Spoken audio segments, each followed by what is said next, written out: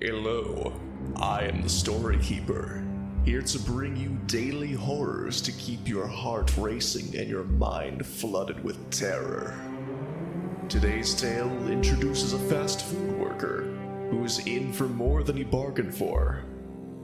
Here's Taking the Bait as part of 365 horror shorts.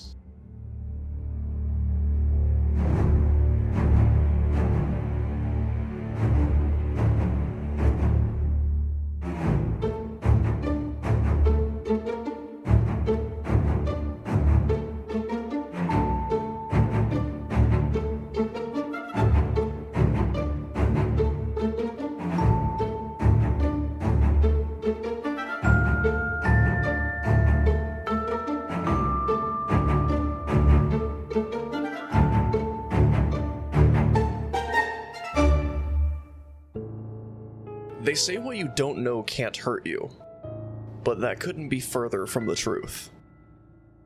Whether it be whispers behind your back, or horrors unfolding before your eyes, the only universal constant is, what you do know will hurt you. Life is pretty simple for me.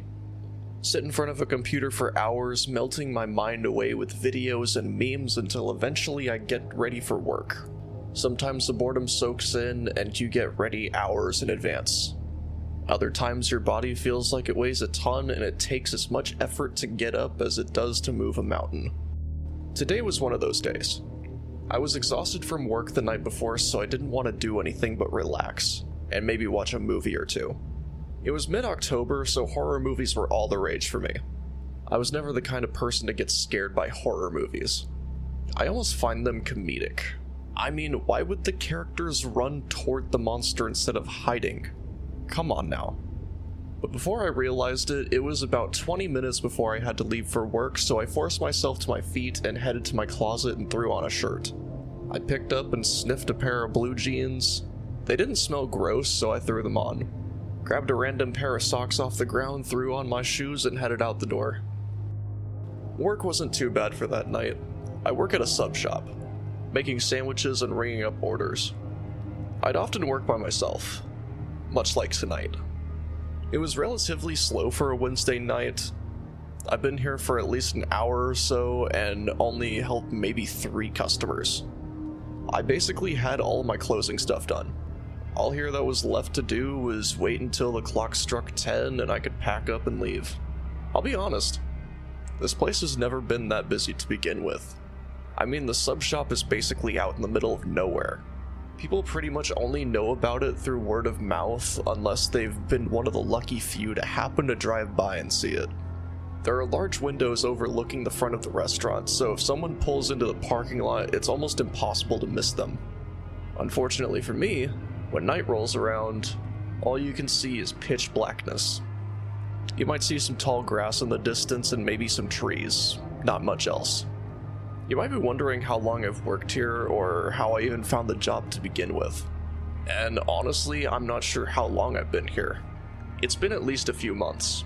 When every night is the same thing over and over again, time starts to escape you. As for how I even found out about this job, it's just as boring as the job itself. I saw an ad online. I guess they were hiring for like $12 an hour, so how could I say no?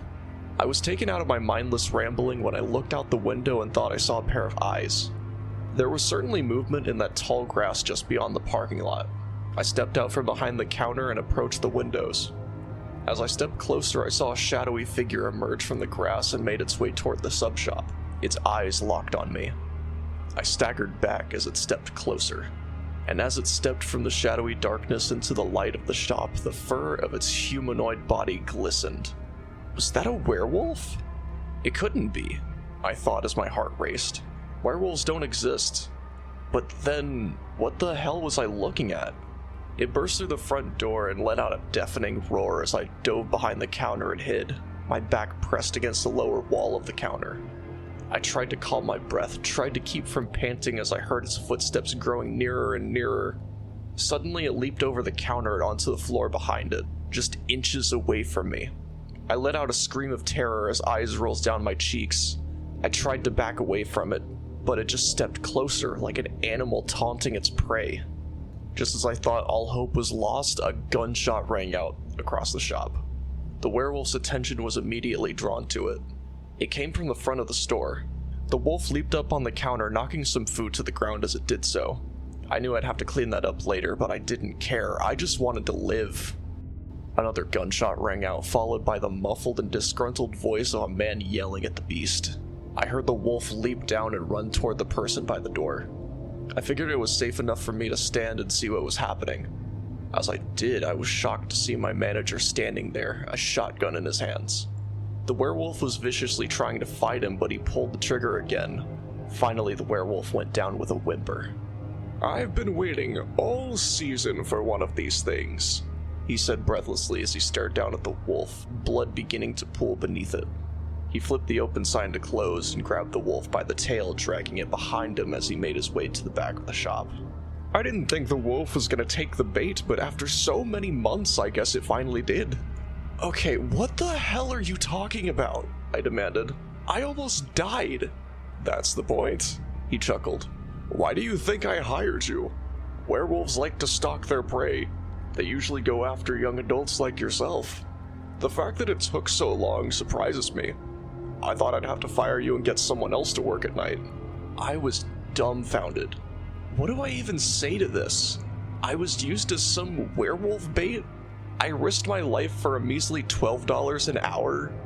I threw off my apron and walked toward the front door. "Where do you think you're going?" my boss demanded. "You still gotta close the store up." I turned back to him. "I think I'm done here. Have a good night." I headed to my car and left, never to see that place again. This episode was written and produced by DL Dare. All audio is from epidemicsounds.com. If you enjoyed this episode and want to read more 365 horror short stories, check out 365 Horror Shorts on Substack, or at 365horrorshorts.blogspot.com. This podcast is distributed by Acast, based on the daily horror short stories by DL Dare.